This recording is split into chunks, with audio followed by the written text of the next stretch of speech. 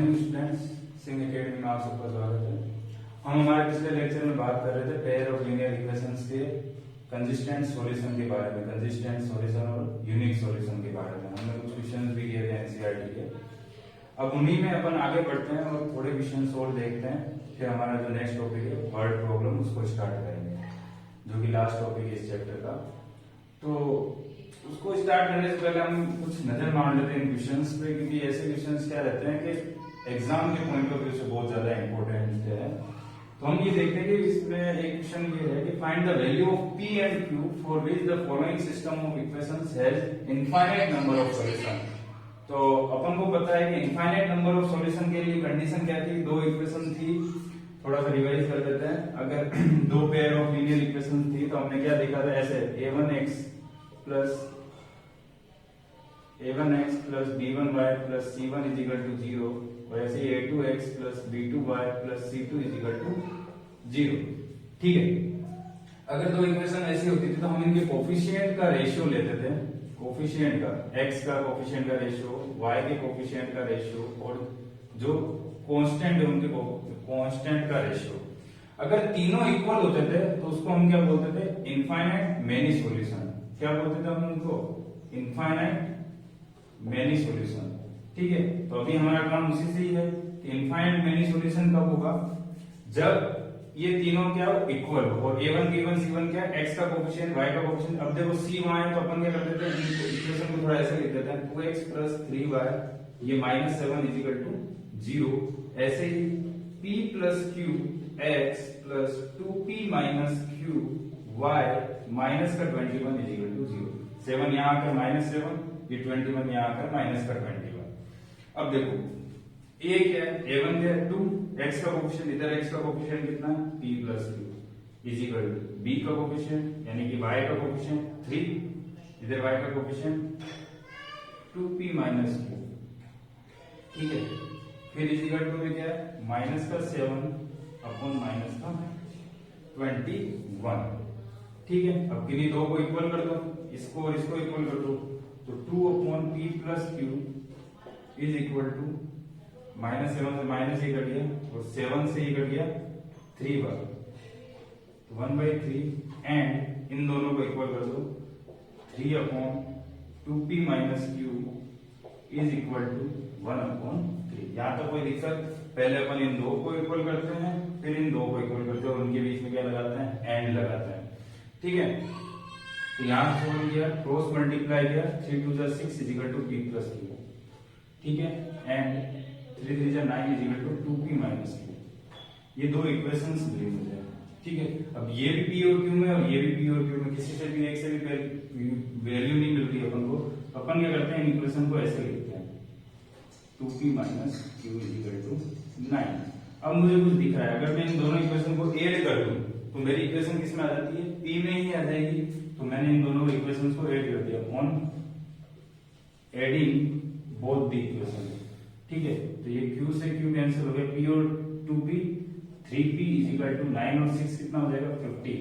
तो p की value कितनी मिल जाएगी मुझे, 5। अब इस p की वैल्यू 5 को मैं किसी भी इक्वेशन के अंदर पुट कर सकता हूँ, भले से इक्वेशन को 1 नाम दे दूं या 2 नाम दूं। तो इसके अंदर पुट किया मैंने, p plus q is equal to 6। तो मेरे पास में p कितना है, 5 plus q is equal to 6, तो q की is equal to value 6 minus 5 is equal to 1। हम ये भी चेक करेंगे ये दूसरी इक्वेशन को भी सेटिस्फाई कर रहा है या नहीं कर रहा है। तो हम यहाँ देखते हैं कि 2p है तो 5 minus q is equal to 9। यहाँ से भी q की वैल्यू सेम ही आनी थी, तो 10 minus q is equal to 9। यहाँ से आ गया, माइनस q वहां चले गया, तो 10 minus 9 is equal to q। इधर से अपन को मिलता है q इज इक्वल टू 1। यानी कि हमारी जो वैल्यूज है p और q की, वो कितनी है, p की 5 है और q की 1 है। ये हमारा आंसर है। तो ऐसे क्वेश्चंस में हमें अच्छे से ध्यान देना है। एक दो क्वेश्चंस और है, मैं वो करवाता हूँ, जब तक तुम इन्हें कॉपी कर लो। नेक्स्ट क्वेश्चन है अपने पास में, for what value of k will be the system of equations दे रखी है, सीबीएसई 2002 में आया है। क्या कह रहा है, अगर यूनिक सॉल्यूशन कब होगा और नो सॉल्यूशन कब होगा, किस k की वैल्यू के लिए। तो अपन को पता है कि यूनिक सॉल्यूशन के लिए अपन क्या करते हैं, यूनिक सॉल्यूशन के लिए मैं क्या करता हूँ, a1 upon a2 is not equal to b1 upon b2। ये क्या होती है, अपनी कंडीशन होती है किसके लिए, जब यूनिक सॉल्यूशन आता है, ठीक है। तो वही करते हैं अपन, इक्वेशन है अपनी x plus 2y is equal to 0, 3x plus ky minus 15 is equal to 0। यहाँ से a1 अपॉन a2 क्या मैंने, तो 1 upon 3 is equal to b1 upon b2, y के कोफिशिएंट 2 अपॉन k, ठीक है। तो यहाँ से देखा इज नॉट इक्वल टू होना चाहिए a1 अपॉन a2, कि c1 अपॉन c2 पे अपन जाएंगे नहीं, क्योंकि अपनी यूनिक सॉल्यूशन के लिए क्या होता है, a1 upon a2 is not equal to b1 upon b2, ठीक है। तो ये यहाँ से हो जाएगा k is not equal to 6। ये कंडीशन अपने पास में आ जाती है कि अगर दो यूनिक सॉल्यूशन अगर अपन को निकालने हैं तो ये यहाँ पे ये कंडीशन रहेगी k 6 यानी 6 के इक्वल नहीं आना चाहिए। अब सेकंड कंडीशन है अपनी कि नो सॉल्यूशन की। तो नो सॉल्यूशन हम जानते हैं कि नो सॉल्यूशन कब होते हैं, लाइंस पैरेलल होती है, यानी कि a1 upon a2 is equal to b1 upon b2 but not equal to c1 upon c2। ये कंडीशन रहती है अपने पास में। तो a1 अपॉन a2 लिखा 1 अपॉन 3, b1 अपॉन b2 लिखा 2 अपॉन k और c1 अपॉन c2 लिखा 0 अपॉन माइनस 15, ठीक है। तो किन्हीं भी दो को इक्वल कर दो, तो यहां से आ जाएगा अपने पास में k इज इक्वल टू 6 और यहां से आ जाएगा 2 by k is equal to 0 by minus 15। तो ये अपन को देगा माइनस का 30 और k इंटू 0 0। ये तो कोई इक्वेशन ही नहीं बन रही है, ठीक है, क्योंकि k तो 0 से मल्टीप्लाई हो रहा है। तो यहां से ये कह देगा कि k इज इक्वल टू 6, ठीक है। तो अभी ये कॉपी करो, फिर अपन नेक्स्ट क्वेश्चन में चलते हैं। नेक्स्ट क्वेश्चन है अपने पास में ऐसे ही, determine the value of k for which the following linear equation has no solution. तो वापस नो सॉल्यूशन है, तो नो सॉल्यूशन के लिए अभी अपन ने कंडीशन पढ़ी a1 is equal to a1 upon a2 is equal to b1 upon b2 is not equal to c1 upon c2। तो k की ऐसी वैल्यू निकालनी जो इस कंडीशन को सेटिस्फाई करे। तो देख लो a1 अपॉन a2 क्या हो जाएगा, 3k plus 1 upon k square plus 1, ठीक है, is equal to b1 upon b2 यानी कि 3 अपॉन k माइनस 2, ठीक है, is not equal to c1 upon c2। c1 upon c2 क्या है अपने पास में, माइनस 2 अपॉन माइनस 5। तो ये कैंसिल हो गए। अब दो के जोड़े बना लो, तो ये इन दोनों का बना लो 3k, क्योंकि दोनों k में ही है, 3k plus 1 upon k square plus 1 is equal to 3 upon k minus 2। दूसरा अपने पास बन जाएगा 3k minus 2 is not equal to 2 upon 5। इन इसको सोल्व करते हैं अपन, यानी कि 3k प्लस 1 की मल्टीप्लाई अपन को करनी k माइनस 2 से और 3 इंटू k स्क्वायर प्लस 1। इसको ऐसे ही रहने देते हैं, इसको अपन लास्ट में सोल्व कर लेंगे। तो यहाँ से अपनी वैल्यू आ जाएगी, इन दोनों को मल्टीप्लाई कर रहे हैं, तो यहाँ लिख लो 3k plus 1 k minus 2 is equal to 3k square plus 1। ये हो जाएगा 3k square minus 6k plus k minus 2 3k square plus 3, ठीक है। 3k स्क्वायर से 3k स्क्वायर कैंसिल, ये माइनस 6 और प्लस 1 कितना, माइनस का 5k माइनस 2 वहां जाकर माइनस का प्लस का 2, 3 और 2 कितना हो जाएगा 5। तो k की वैल्यू आ जाएगी माइनस 1। अब देखो k की वैल्यू माइनस 1 इसको सेटिस्फाई कर रही है इस इक्वेशन को, 4k is equal to minus, अगर सेटिस्फाई कर जाए तो ये भी इसका सॉल्यूशन होगा।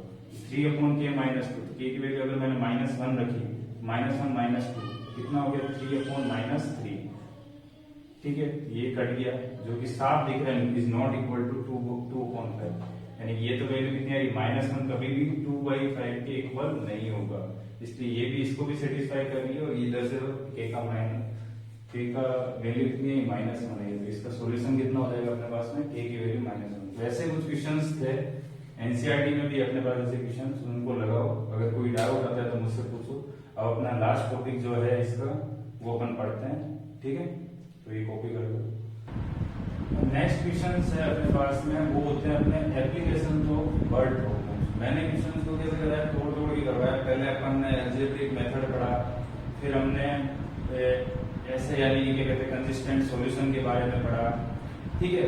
और इक्वेशंस के बारे में पढ़ा, अलग अलग इक्वेशन को तोड़कर पढ़ा अपन ने। पहले यानी कि पढ़ लिया नॉर्मल इक्वेशंस को पढ़ लिया, फिर ऐसे इक्वेशंस जिनको अपन देखकर पहचानते हैं, जैसे कि एक्स वाई, जिनके एक्स और वाई के कोफिशिएंट सेम होता है, तो और जिनको चेंज करना पड़ता है, कन्वर्टिबल होती है जो इक्वेशन, जिसमें अपन u और v कहते हैं। तो ये पूरा चैप्टर मैंने अपने अकॉर्डिंगली करवाया है। अब इसमें क्या होता है कि अपने जो हर एक्सरसाइज में जो क्वेश्चन है वो अलग अलग मिलेंगे, वहां पे कुछ वर्ड प्रॉब्लम के भी क्वेश्चन थे, तो वो भी तक है रखे थे। अब उन क्वेश्चंस को तुम लगा सकते हो इजीली, कि अब मैंने पूरे वर्ड प्रॉब्लम पे ही क्वेश्चन करवाऊंगा आपने। तो पहले अपन पढ़ लेते हैं वर्ड प्रॉब्लम जो ऐसी आती है, पेंसिल, पेन, रबर, इरेजर, इन टाइप के जो भी क्वेश्चन होते हैं उनको मैंने बिल्कुल एक साइड में कर दिया। और नंबर्स के जो आते हैं कि ये इससे इतना बड़ा है ये, या फिर ये नंबर इससे छोटा है, ये प्राइम नंबर है, ऐड कर देंगे, सब्ट्रैक्ट कर देंगे, तो वो सारे क्वेश्चन भी अलग पढ़ेंगे अपन।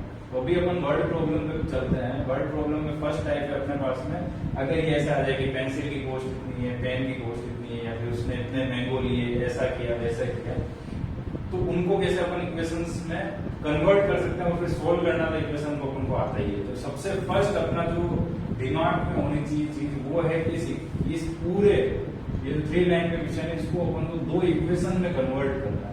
तो कभी भी देखो, अगर ऐसे क्वेश्चन में बहुत बच्चों को दिक्कत आती है, वो नहीं कर पाते ऐसा, और ऐसे क्वेश्चन तुम्हारे 4 मार्क्स में आते हैं डायरेक्ट, 4 मार्क्स में डायरेक्ट क्वेश्चन आते हैं ऐसे। तो देखो इसमें क्या कर सकते हैं अपन, अपने पास में 37 pens and 53 pencils together cost ₹320, while 53 pens and 37 pencils together cost ₹400। यानी कि किसकी बात हुई, देखो बात हुई पेन पेंसिल, पेन पेंसिल, ठीक है, इनकी कॉस्ट के बारे में बात होती है। तो अपन सबसे पहले क्या कर लेते हैं कि कॉस्ट ऑफ, क्योंकि ये तो इतने सारे पेन की कॉस्ट बता रहा है और ये इतने सारे पेंसिल की कॉस्ट बता रहा है और उधर भी ऐसे ही चल रहा है, लेकिन एक पेन और एक पेंसिल की कॉस्ट अपन को नहीं पता, तो अपन वो मानते हैं। Let the cost of pen is equal to x rupees, ठीक है। और ऐसे ही the cost of pencil, क्योंकि दोनों की कॉस्ट अलग अलग होगी इसलिए मैंने इसको क्या मान लिया y रुपीज। जब एक pen, the cost of one pen, the cost of one pencil, ठीक है, 1 पेन और 1 पेंसिल की अगर ये है तो सोचो 37 पेन की कितनी हो जाएगी, अगर एक की x है 37 पेन की कितनी हो जाएगी 37x। अभी कह रहा है and 37 pen and 53 pencil together cost, दोनों की साथ में कितने रुपीज है 320। यानी कि अपन ने अगर मार्केट में गए तो अपन ने 37 पेन लिए और 53 पेंसिल ले ली, तो दोनों के कॉस्ट कितनी हो रही है 320। तो अगर अपन पेन लेते हैं तो पेन की कॉस्ट प्लस पेंसिल की कॉस्ट होगी, यानी कि बीच में क्या आएगा प्लस आएगा, क्योंकि ऐड करेंगे अपन, क्योंकि उनकी दोनों की वैल्यू कितनी है। अगर अपन ने 37 पेन और 53 यानी पेंसिल लिए हैं तो वो कितना दुकानदार ने बोल दिया 320 रुपीज दो, तो अपन उनसे अगर पूछेंगे कि इसकी कितने हुए और इसके कितने हुए, यही होगा ना, तभी तो अपन दोनों इन दोनों को ऐड किया होगा तभी तो ये आएगा। इसलिए अपन ऐड करते हैं, कितनी पेंसिल है 53 पेंसिल, तो 1 पेंसिल की रेट कितनी y, तो 53 पेंसिल कितनी हो जाएगी 53y, दोनों की टुगेदर कितना 320, ठीक है। ऐसे ही चलते हैं, 53 पेन है इस बार x और इस बार कितनी पेंसिल है 37y, कितने हैं 400, ठीक है। Find the cost of pen that of a pencil. तो देखो ये ऐसे इक्वेशंस आ जाती है। अब मैंने देखो ऐसे इक्वेशंस को सोल्व करना तुम्हें बताया कि अगर x का कोफिशिएंट और दूसरी इक्वेशन का y का कोफिशिएंट इक्वल है, और वैसे ही दूसरी इक्वेशन का x का कोफिशिएंट और पहली इक्वेशन के y का कोफिशिएंट अगर इक्वल है, तो अगर अपन मल्टीप्लाई करने बैठ जाओ इस इक्वेशन को सोल्व करने बैठ जाए तो वो इम्पॉसिबल है, क्योंकि अगर तुम क्रॉस मल्टीप्लाई करो इसको 53 से मल्टीप्लाई करना पड़ेगा और इसको 37 से, जो कि इम्पॉसिबल काम हो जाएगा अपने लिए। सोल्व तो हो जाएगी पर आंकड़े बहुत बड़े आएंगे, ठीक है, नंबर्स बहुत ज्यादा बड़े आएंगे। तो अगर ऐसा होता है तो अपन क्या अपन को क्या याद है, सबसे पहले क्या करते हैं एडिंग इक्वेशन 1 एंड 2, फर्स्ट और सेकंड इक्वेशन को सबसे पहले जोड़ दो। तो देखो 37 और 53 कितना हो जाएगा 90x, ऐसे ही कितना हो जाएगा 90y इज इक्वल टू कितना हो गया 720, 90 कॉमन आ गया तो हो गया x plus y is equal to 720, 0 से 0 9 से ये कर दिया 8 टाइम्स, तो x plus y is equal to 8। ये अपने पास में थर्ड इक्वेशन है। फिर अपन क्या करते हैं, एक बार ऐड करते हैं और एक बार सब्ट्रैक्ट करते हैं। सब्ट्रैक्ट कर दिया मैंने, सब्ट्रैक्ट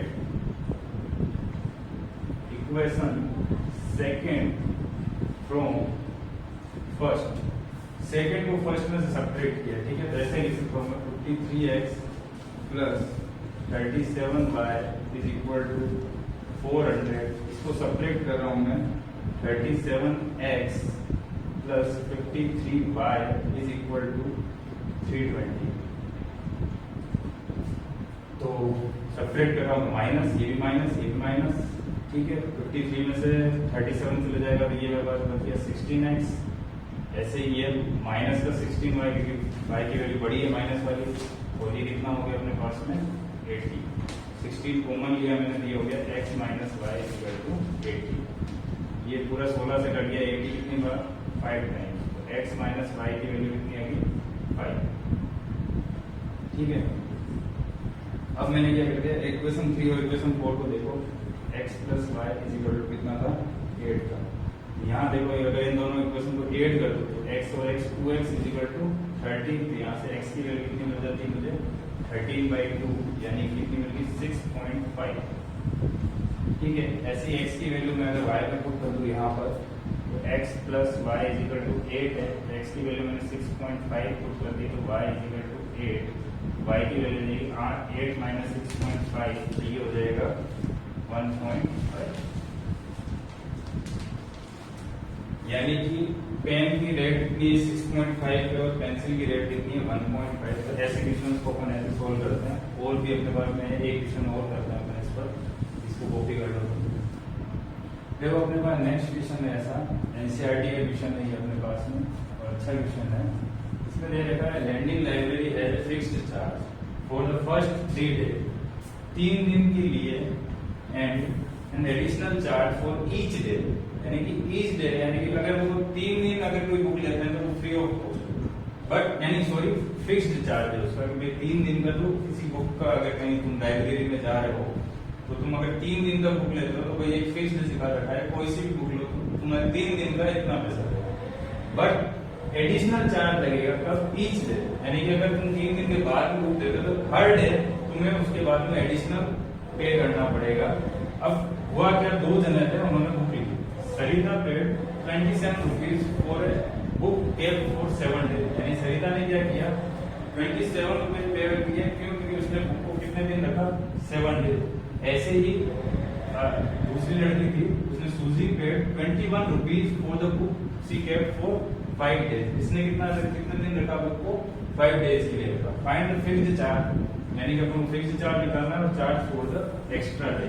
तो जब भी जो चीज अपन को निकालनी हो वही अपने x और y होता है, ये तुम अच्छे से याद रख लेना। अगर अपन को फिक्स्ड चार्ज और charge for the extra day, each extra day निकालना, तो इसका मतलब अपने x और y यही है। तो अपन कर लेते हैं let fixed charge is equal to x rupees और एडिशनल चार्ज अपन ने मान लिया y रुपीज। तो देखो 3 दिन तो दोनों के यानी कि सेम है, यानी कि फिक्स्ड चार्ज x रुपीज तो लगेगा ही लगेगा, प्लस अब ये तो 3 दिन के लिए हो गया, तो अपन सरिता के लिए पहली इक्वेशन बना रहे हैं। उसने 27 रुपीज दिए और 7 डेज अगर उसने रखी, तो 7 डेज रखी यानी कि 3 दिन तो फिक्स्ड हो गए और 4 दिन कौन से हो गए एडिशनल चार्ज के हो गए। तो 3 दिन तो ये है जिसका एक ही अपन को लगेगा कि हाँ पे फिक्स्ड चार्ज भाई 10 रुपए या 20 रुपए या फिर जो भी है, तो वो x हो गया। अब कितने दिन बचे अपने पास में 4 दिन बचे, और 4 दिन अगर एक एडिशनल, एक दिन के 1 डे का एडिशनल चार्ज कितना है, 1 डे का एडिशनल चार्ज है y रुपीज, तो 4 दिन का कितना हो जाएगा 4y, ठीक है। और दोनों को ऐड करेंगे, ये तो 3 दिन के लिए हो गया और ये 4 दिन, जब भी तो कितना बनेगा 27, ये अपनी इक्वेशन कितनी होगी फर्स्ट होगी। ऐसी सूजी के लिए देखो, उसने कितने दिन रखी है 5 डेज रखी है, 3 दिन उसका एडिशनल चार्ज लगेगा, सॉरी फिक्स्ड चार्ज लगेगा x, और अब कितने दिन बचे उसके पास में 2 डेज बचे, और 2 डेज पे अपना क्या लगेगा एडिशनल चार्ज, और उसने कितने दिन के लिए यानी कितने रुपीज मिले 21। ये सेकंड इक्वेशन हो गया। 2 इक्वेशन 2 हम अपन इजीली सोल्व कर सकते हैं, फर्स्ट में से सेकंड को माइनस करते हैं अपन, तो ये कैंसिल हो जाएगा, ये हो जाएगा 2y और यहाँ आ जाएगा 27 माइनस 21 ये हो जाएगा 6, तो y की वैल्यू आ जाएगी अपने पास में 3।